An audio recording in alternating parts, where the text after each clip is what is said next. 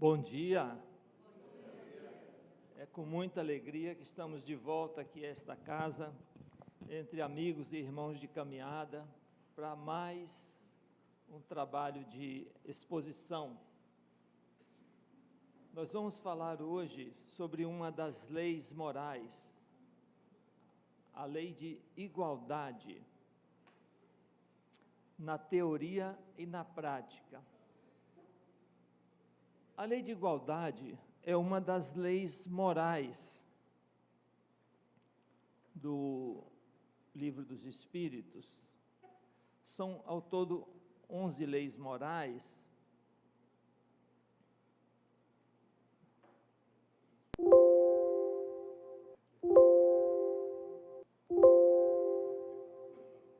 Leis morais. As palavras, elas funcionam na nossa mente como detonadoras de sentimentos. Então, falamos determinadas palavras que podem causar tristezas, outras alegrias. Vamos fazer um exercício mental com as 11 leis morais para ver o que é que elas despertam em nós. Lei divina ou natural? A palavra lei nos remete à obediência. Lei de adoração, naturalmente, nos remete a Deus. Lei do trabalho, a disciplina, apesar de para alguns de nós representar um peso, para outros representar alegria, mas sem trabalho, sem disciplina não tem método e não tem resultado. A lei de reprodução nos dá a ideia de renovação, como a lei de conservação nos dá a ideia de previdência, prudência.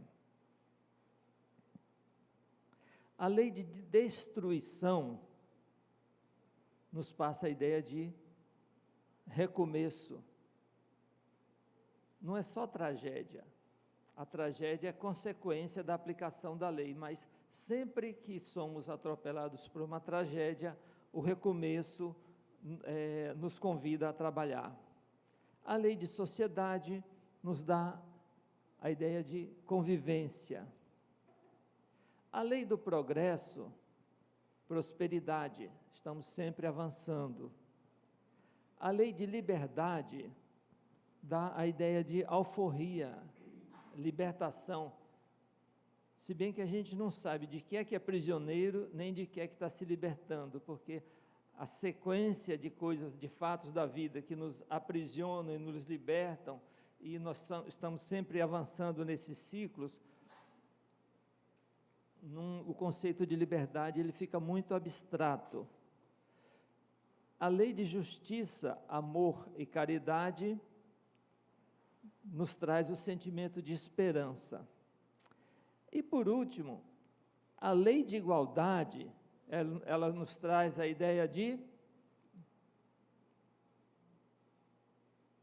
É a vez de vocês, eu trouxe de 11, eu trouxe 10. Gente, a lei de igualdade nos convida a fazer duas coisas fundamentais para nós termos discernimento: observar e pensar, sempre. Nosso ímpeto de falar, o nosso imediatismo, faz com que antes de processar a ideia, nós já tenhamos uma resposta na ponta da língua para tudo. E nem sempre funciona, nem sempre dá certo. Basta observar o conflito e a confusão do meio que vivemos, que vê que o imediatismo, a resposta pronta não funciona. Então, o convite de hoje é observar e pensar, indefinidamente, antes de falar qualquer coisa, antes de nos posicionarmos sobre qualquer coisa.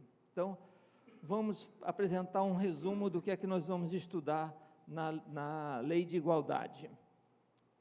Igualdade natural, desigualdade das aptidões, desigualdades sociais, desigualdades das riquezas, provas de riqueza e de pobreza, igualdade de direitos e, finalmente, igualdade diante do túmulo. É a sequência que a espiritualidade nos apresenta no Livro dos Espíritos. Só me permite um parêntese para mandar um abraço para o seu Joel, que quando eu estava começando no Espiritismo foi um dos que me deram as primeiras letras. Forte abraço, Joel, no coração. Obrigado, gente, desculpe o intervalo. Vamos lá. Igualdade natural na teoria. Nós vamos sempre mostrar o que é que diz o Livro dos Espíritos, sempre em resumo, não vamos colocar número de questão nem resposta, uma síntese do que aqui é dito, e depois como está funcionando na prática. Todos são iguais pelo nascimento e pela morte, e submissos às mesmas leis da natureza. Isso é fato observável. Deus não concedeu superioridade natural a nenhum ser humano, fundamento básico da igualdade. Todos nascem com as mesmas fraquezas e sujeitos às mesmas dores. Tudo aí é fato observável. Na prática, como é que funciona essa igualdade natural? Os sentimentos de superioridade e inferioridade enraizam no espírito uma falsa ideia de desigualdade natural.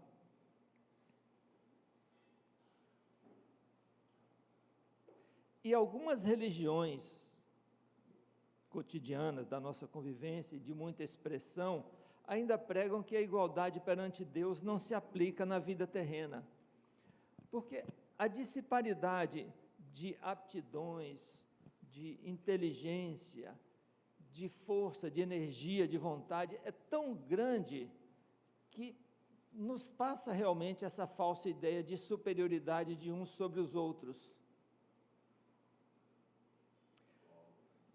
Mas para a gente ter eu tenho uma referência na questão 862 do Livro dos Espíritos, quando Kardec pergunta: todos nós, para evoluirmos, temos que passar pela experiência do canibalismo? E a resposta dos espíritos para Kardec, que em relação a nós é um espírito luminar, é: tu já o foste mais de uma vez antes de seres o que és. Então, Kardec, que é uma referência nossa em termos de espiritualidade, já foi canibal mais de uma vez. Logo, quando vemos qualquer desnível intelectual, moral ou social entre pessoas, nós temos que pensar que ou já passamos por aquilo ali e superamos, ou nós estamos a caminho daquela condição. Então, ninguém pode ser desprezado em circunstância nenhuma. Essa superioridade, ela é falsa. A inferioridade também é falsa. Alguns de nós sempre dizem: não, eu sou o menor, isso só acontece comigo. Isso é questão psíquica, subconsciente, alguma fase da evolução que o espírito está assim, mas todos nós estamos caminhando para a felicidade, temos luz própria e vamos chegar lá. E mais um parêntese: a evolução não é uma corrida para ver quem chega primeiro. Nós podemos alcançar todos os graus de perfeição aqui na Terra, mas as ligações afetivas que essa evolução nos proporciona vai nos fazer com que voltemos, como os muitos espíritos superiores fazem, para resgatar aqueles que deixamos para trás, aqueles que nos apoiaram nas horas difíceis. Então, ser evoluído é ser solidário e não ser o super espírito, como pregam alguns. Desigualdade das aptidões na teoria. Todos foram criados iguais, mas em épocas diferentes. Os mais aptos vivem há mais tempo e acumularam mais experiência. Isso é notório, porque alguns de nós nascem com habilidades que chegam a ser sobrenaturais ou milagrosas. Nada disso. Aquisições de existências passadas. E os que têm limitações e dificuldades são espíritos ainda de poucas encarnações que vão chegar a esse grau. É só ter paciência, é só compreender o processo. E para compreender esse processo, voltamos ao que nos remete à lei de igualdade: observar e pensar, observar e pensar. A desigualdade das aptidões decorre do contato permanente entre espíritos de diferentes graus de evolução. Os mais aptos servem de referência para os menos aptos, e o contato entre eles, por exemplo, eu tenho habilidade para dirigir, certo? Eu vou ser útil para alguém que tem a habilidade de pegar carona. Eu tenho habilidade para cozinhar, o outro tem habilidade para comer. As habilidades sempre se interligam, certo? Vamos colocar um exemplo. Que adianta um médico que vai trabalhar em outra cidade e o carro dele quebra no caminho? Ele vai precisar da habilidade de um mecânico para levá-lo até o destino. Então, nós estamos sempre um precisando do outro, e os mais hábeis aprendem apoiam os menos hábeis, mas tem uma espécie de troca, que ela é muito interessante. Vamos pensar conjunto. Aqui nós estamos no plano material, eu consegui o mais alto grau das habilidades materiais. O que é que me falta desenvolver? Habilidades morais. Onde é que eu vou aprender as habilidades morais? Lidando com o próximo, ajudando, apoiando, ensinando e aprendendo. Então, aqueles que já aprenderam quase que tudo das coisas materiais, se relacionam no meio dos que ainda não aprenderam, para aprender a amar, a tolerar, a respeitar, a perdoar, e aí sim evolui moralmente e alcança a felicidade. O objetivo é sempre os mais avançados ajudar o progresso dos mais atrasados. Desigualdade das aptidões na prática. O que é que nós vemos isso no dia a dia? Nós passamos pela teoria. Os mais aptos geralmente exploram os menos aptos de forma abusiva em nome dos interesses materiais. Então, os mais aptos que ainda não se desenvolveram moralmente, estão sempre buscando obter vantagens materiais, até por não ter uma visão espiritual, dos menos aptos. E qual o reflexo disso? Os menos aptos precisam de maior esforço para adquirir as aptidões. Ninguém facilita a vida de ninguém, vocês já perceberam? Ninguém tem vida fácil, certo? Eu já vi alguns de nós trabalhando e tentando esconder o que está fazendo para o outro não aprender. Ou então, guardar aquela receita secreta, aquela fórmula secreta, aquele segredo de família. Gente, nós estamos num plano, somos espíritos que estamos no plano material. Não podemos agir com um raciocínio inverso, como se fôssemos matérias e vivêssemos no plano material. Somente com a percepção da necessidade de ajuda mútua para progredir, compreende-se a lei de caridade. Eu acho que a Cezanne está falhando comigo aqui. Deixa eu abastecer.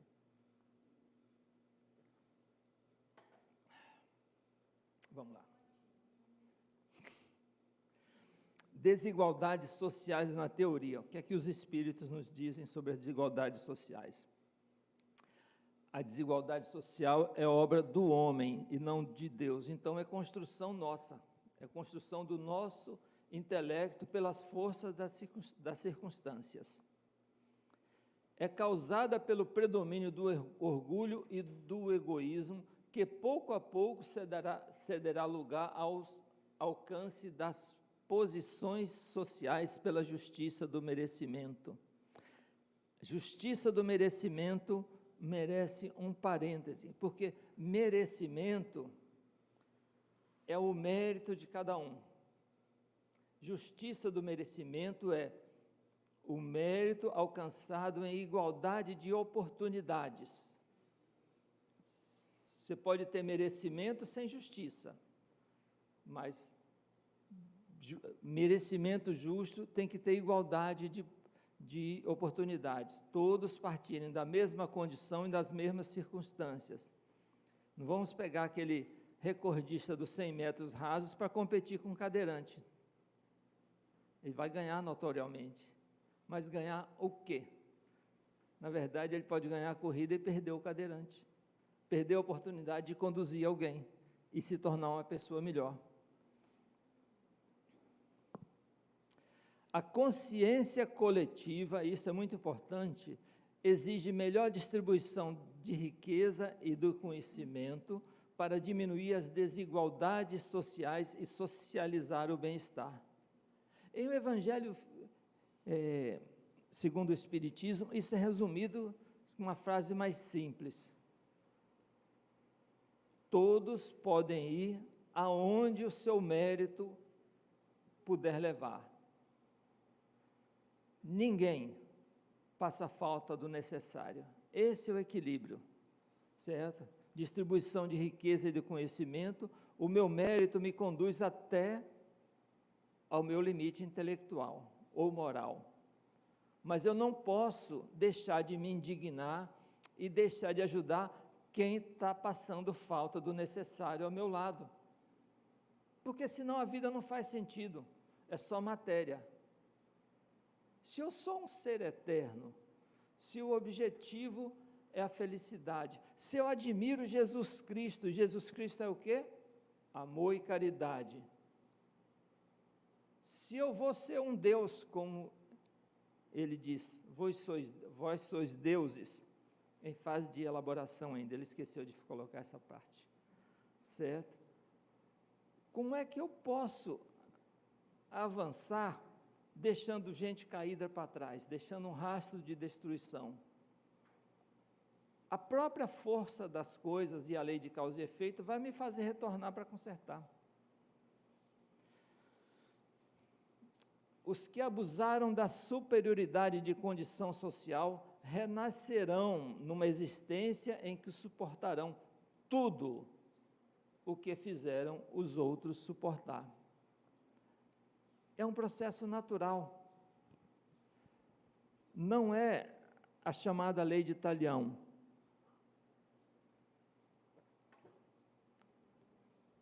Mas Deus nos dá a vida e dá os meios, certo? Se eu abuso dessa condição, com certeza eu vou renascer em uma condição desprovida desses meios que eu tive nessa existência e desperdicei. Vamos ver como é que está funcionando na prática. Os que abusam da superioridade da posição social têm ampliado a opressão aos mais fracos. É verdade? É fácil de observar. Para manter os privilégios da fortuna e do poder temporal, do poder material. E um fato muito notório, na contramão da teoria, o abismo que existe entre as classes sociais ainda está em expansão. Existe, vamos pegar o Brasil como referência, um abismo imenso entre o mais rico e o mais pobre. É um pacto social muito frágil, muito perverso. que nós estamos conseguindo conviver aqui pela índole pacífica, mas temos que observar e compreender que não está correto, que pode ser melhorado, certo? E trabalhar para a melhoria dessa condição.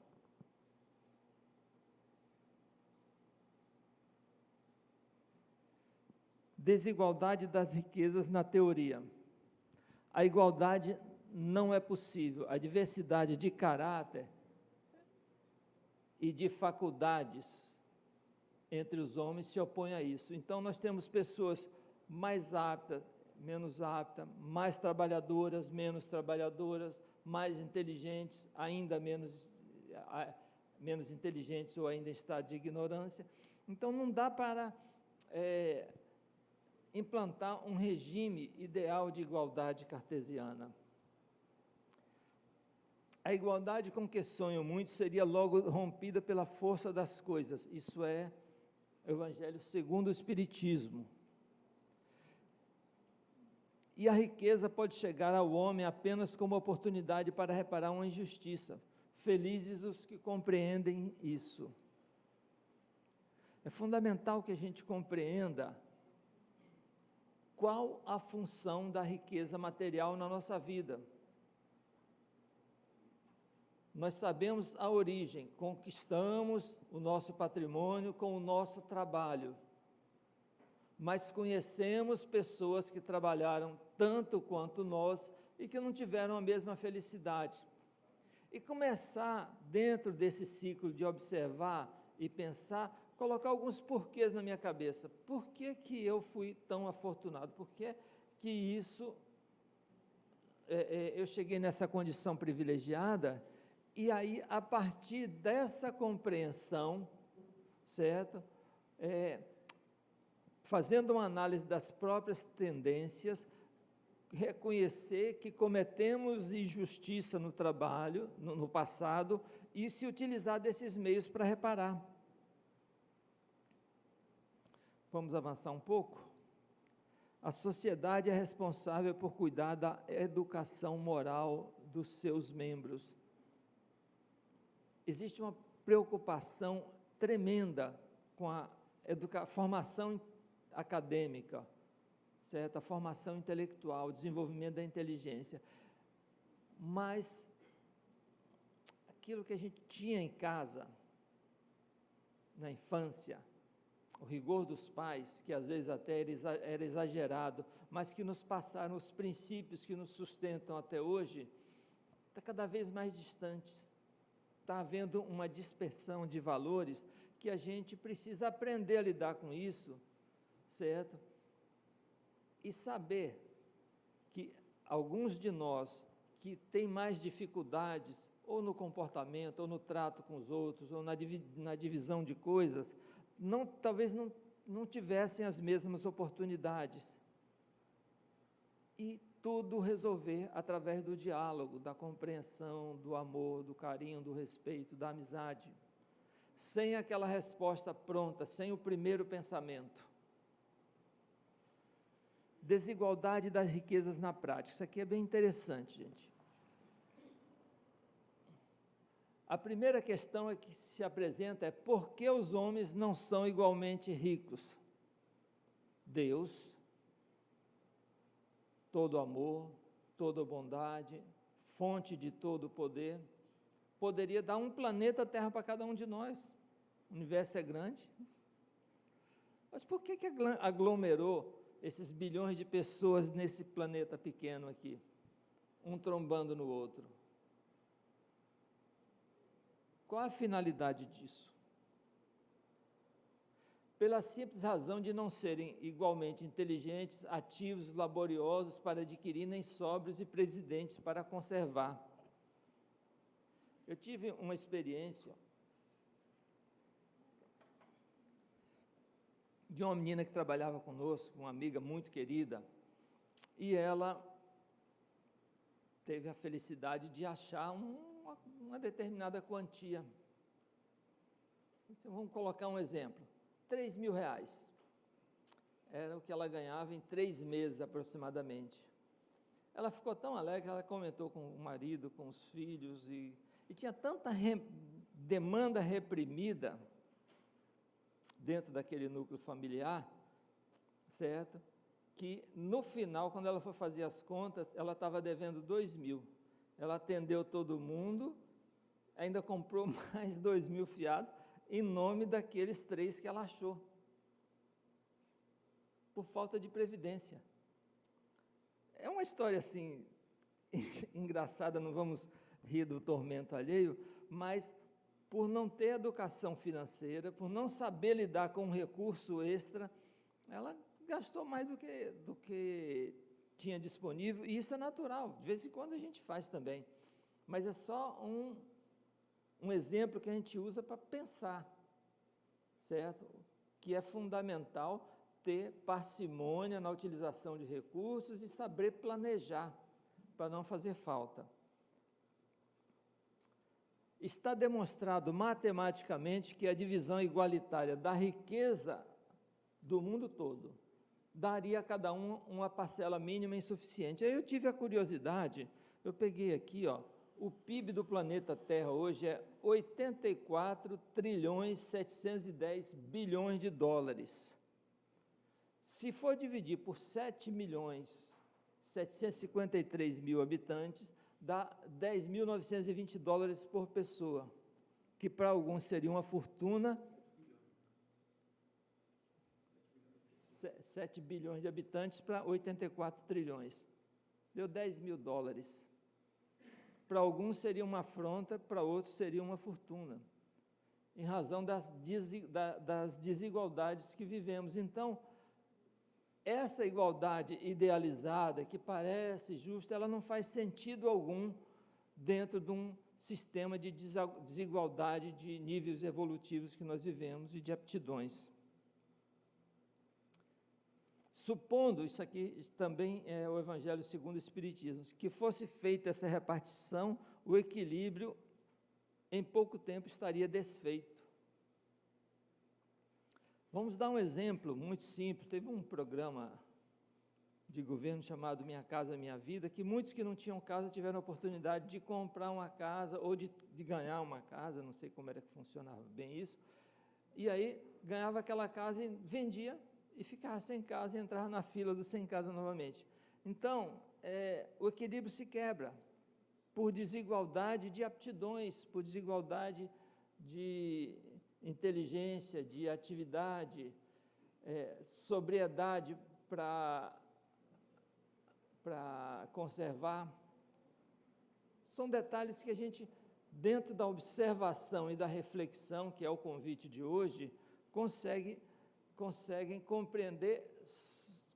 compreender só de observar a sociedade, como é que está funcionando hoje, como é que foi idealizado e como é que está. Isso é só uma fotografia no tempo do sistema em que vivemos. Prova da riqueza e da pobreza na teoria.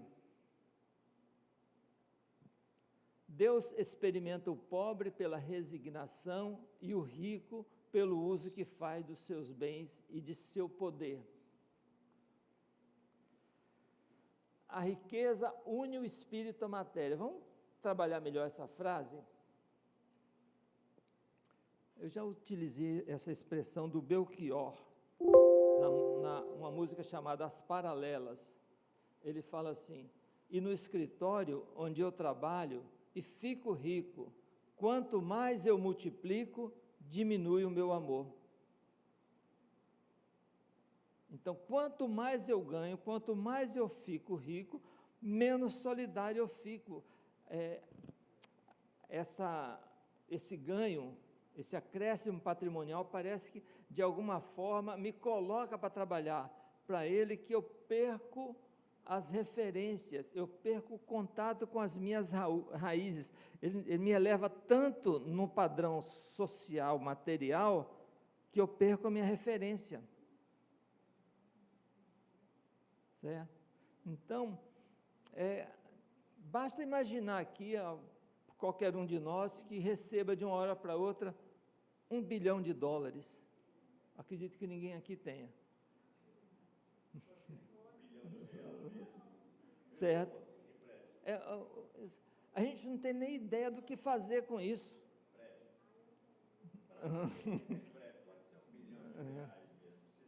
Certo? Não, e pode acontecer da gente ganhar 1 bilhão e ficar devendo 2, hein? Tem um exemplo aí. Vamos pensar.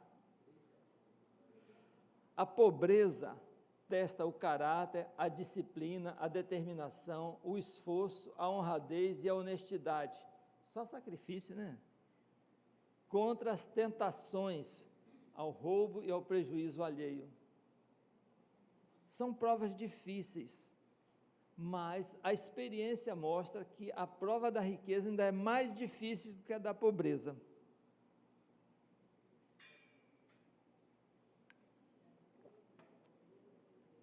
O rico, ele é um centro de irradiação de riquezas. Ele tem um patrimônio acumulado e ele tem que... A ideia, o patrimônio não pode ser prodigalizado, não pode ser dissipado.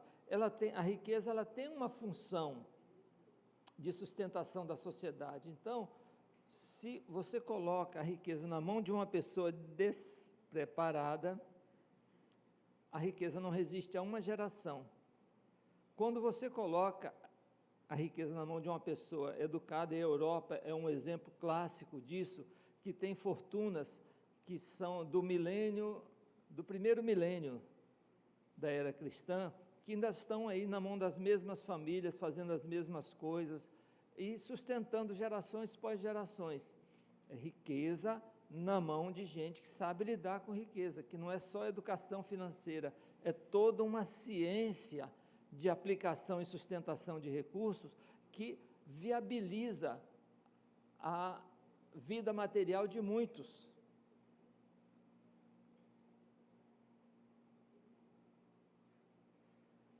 A miséria é uma condição social que coloca o ser humano abaixo da linha da dignidade. E nós, cristãos, espíritas, ateus, protestantes, budistas, nós seres humanos temos o dever moral de indignação com a condição de miséria. Não é uma condição natural. Nós precisamos ter consciência e quando estivermos frente a frente com a miséria, o mínimo que podemos ter é o sentimento de indignação. Se nós não tivermos a capacidade de agir, nós não podemos nunca banalizar ou aceitar a miséria como uma condição natural. Não é. Lembra que a sociedade é função da sociedade a educação moral dos seus membros. Então, um membro da sociedade que tem educação moral, ele se indigna com a miséria alheia. E não só se indigna, como faz alguma coisa. Prova da riqueza e da pobreza na prática. De um lado, a busca permanente de atalhos para sair da pobreza, que resulta na aquisição de fortunas em detrimento dos valores morais e dos compromissos espirituais. Poucas fortunas resistem a uma auditoria séria. Quando for buscar a origem,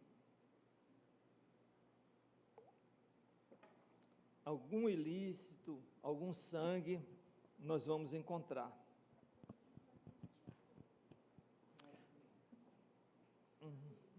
E do outro lado, o mau uso e o desperdício de recursos em meio a um cenário de desigualdades sociais, extrema pobreza e miséria.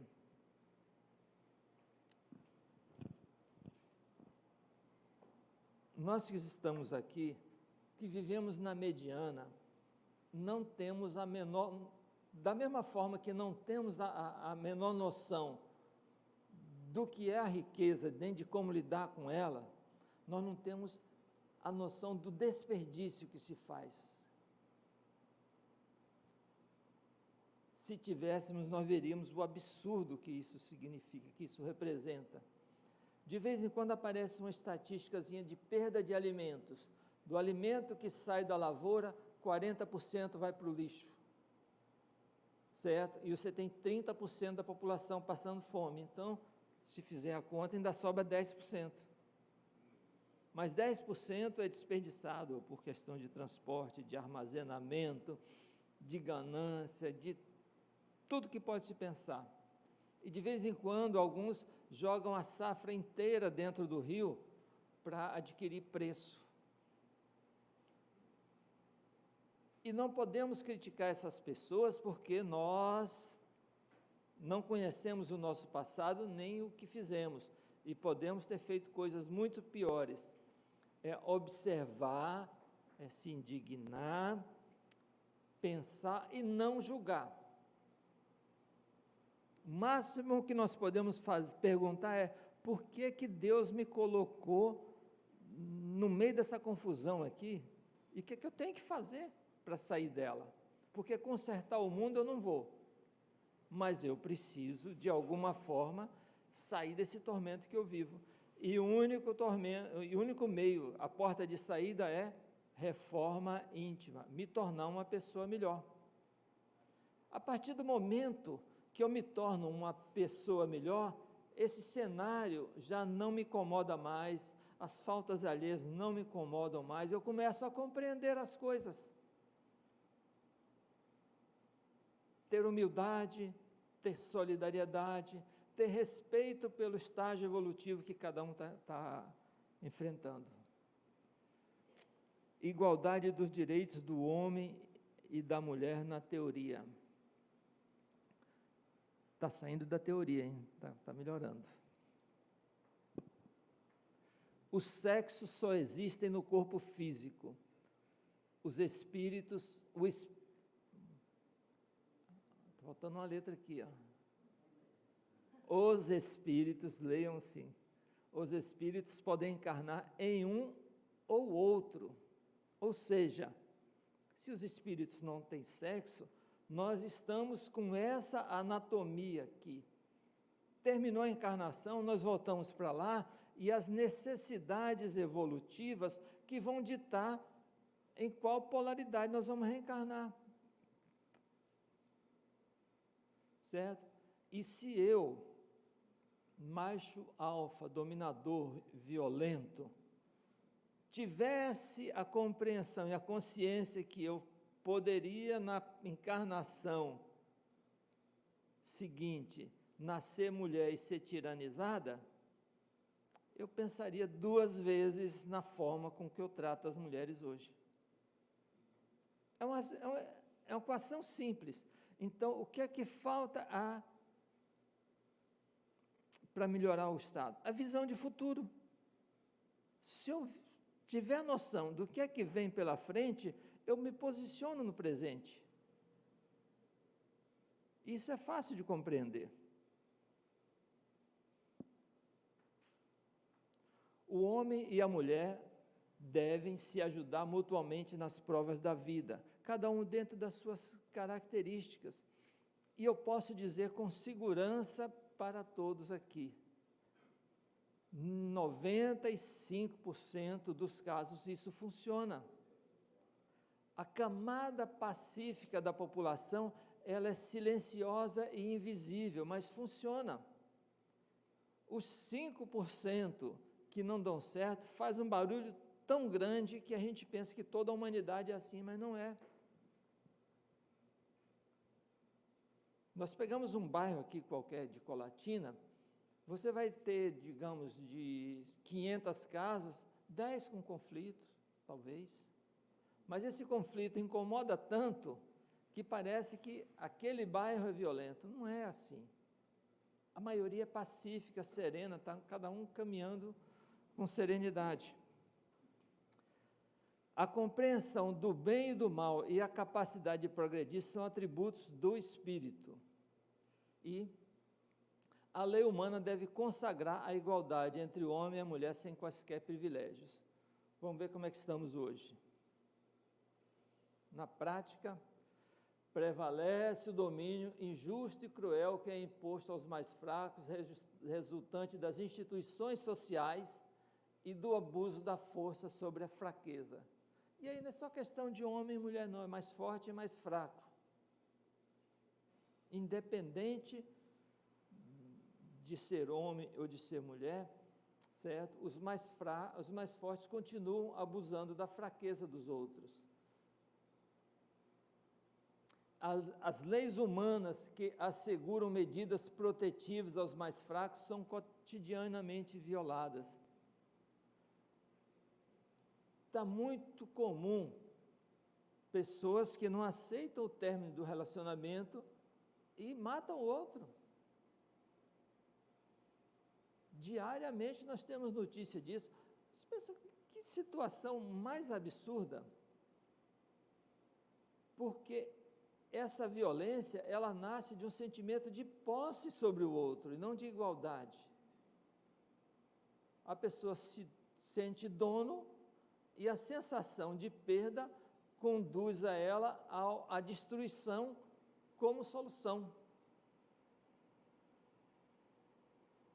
Estado de ignorância, que nós já estivemos. O sentimento de indignação, isso aqui que é bom, ó, está avançando de forma lenta, mas persistente em direção à igualdade. Existe toda uma luta, existem muitas dificuldades que ainda para se enfrentar, mas a sociedade está avançando. Basta pensar que há 1000 anos atrás, nós saímos com espadas e bandeiras na mão para lutar contra o outro. Hoje nós levamos só as bandeiras e vamos para o estádio e elege um grupo de pessoas para lutar aqui naquele campo, um grita de um lado, um grita do outro, acabou, vai todo mundo embora para casa. Não precisamos mais das espadas, apesar de alguns ainda achar que é necessário. Mas os esportes de massa estão dando vazão, canalizando a violência que ainda existe dentro de nós e o sentimento de competição. Daqui a pouco vamos estar em regime de cooperação e vai ficar mais fácil. Igualdade diante do túmulo. Eu fiquei sem palavras para fazer isso, então, eu acho que isso aqui dá para entender bem, na teoria, mas na prática é isso aqui.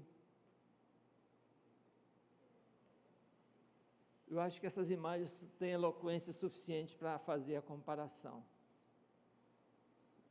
O túmulo é o local de encontro de todos os homens. Ali terminam definitivamente todas as distinções cultivadas na vida material. Tá? Não vamos confundir com a vida espiritual. Encerrou a existência material, todos devolvemos o corpo e vamos para outro lugar. E isso é fato, é observável. Podem alguns ainda negar ou duvidar, mas não mudam o fato. O importante é aqui, ó, enquanto na dimensão material o túmulo revela a desigualdade social, na dimensão espiritual impera o preceito, a cada um segundo suas obras. Ou seja, é a noção de continuidade. Acabou essa existência aqui, nós vamos para lá, colher o que plantamos, conviver com o que somos, e se fizemos plantio de boas sementes, nós vamos colher bons frutos, se plantamos ventos, vamos colher tempestades.